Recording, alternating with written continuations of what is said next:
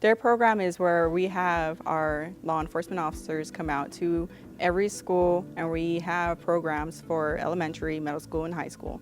But right now we are doing elementary 5th graders, and we're educating them on different drugs. We have lessons on abuse. We have lessons on bullying. One lesson we learn is how to get out of a situation, a sticky situation.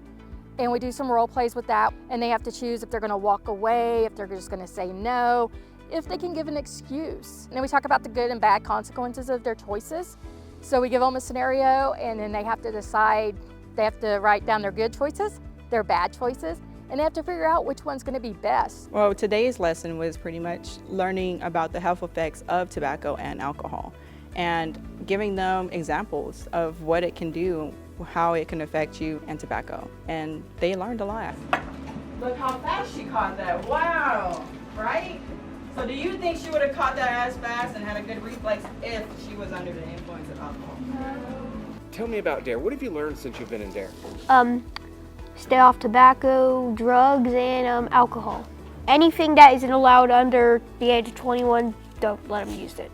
2 weeks ago when we were in class, we did our lesson 2, which is over drug and tobacco. And what I do is I have Intox goggles, 10 pairs of goggles. Each goggle is a different level of alcohol or a different drug. I bring them out and I have them do different tasks with those goggles on, just to kind of reinforce what we learned in the lesson of the alcohol and tobacco, the loss of coordination, the seeing the double, and the unsteadiness on the feet. It kind of reinforces that to them, so they kind of really understand what it's like to be drunk without being drunk. And a lot of kids make the decision not to drink based off of that one experience. Y'all can go when you're ready.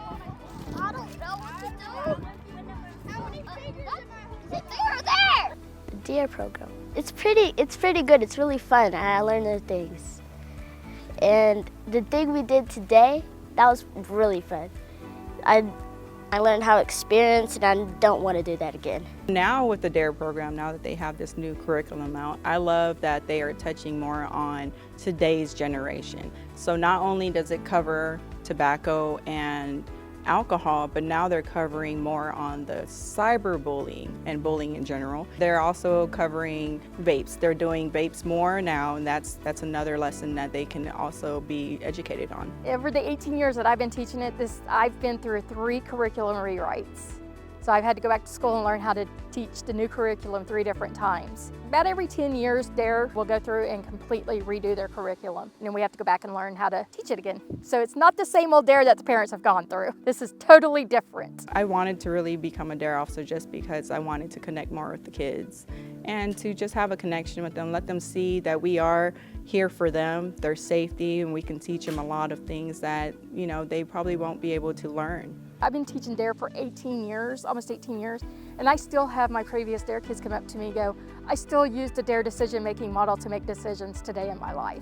So it's not something they just use in 5th grade, they can use it throughout their life, and it helps make their better decisions. One thing to say is that it's a very fun program, and I'm excited for the kids next year to learn about it. You think it's important to learn this stuff? Yeah, it is important, so you won't do it again. Or if you won't do it, not again. But just don't do it. You have bad consequences.